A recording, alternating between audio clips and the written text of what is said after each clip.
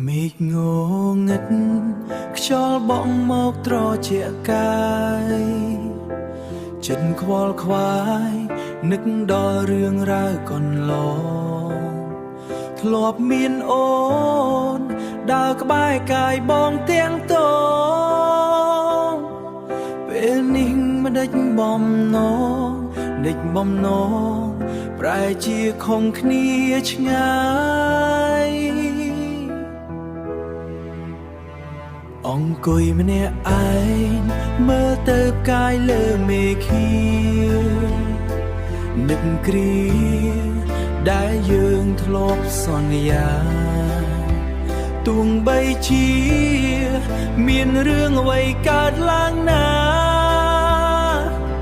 ក៏មិនបងដាច់ខាត់តែពេលនេះអូននៅឯណាផ្ញើខ្យល់ជួយបងនាំពីងនឹកទៅដល់អូនទោះស្នេហ៍សាបសូន្យតែចិត្តបងនៅដដែលនៅតែស្រឡាញ់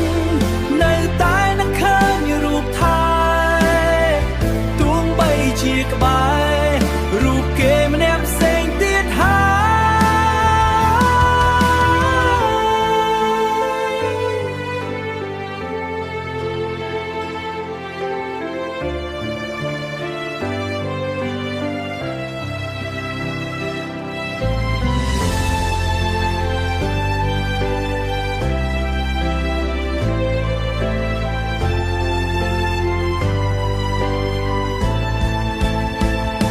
ខ្យល់ជួយបង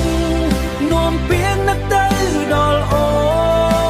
នទោះស្នេហ៍សាបសូន្យតែចិត្តបងនៅដដែលនៅតែស្រឡាញ់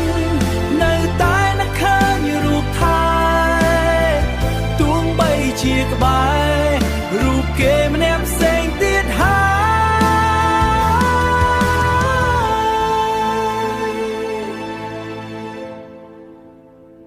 សង្ឃឹមថាអូនមានក្តីសុខចងណារឿងរ៉ាវដេដាំងបងសុំទុកក្នុងចិត្តឡើយលាហើយស្នេហាអើយបងនៅត្រង់នេះហើយមើលអូនពីចំងាយ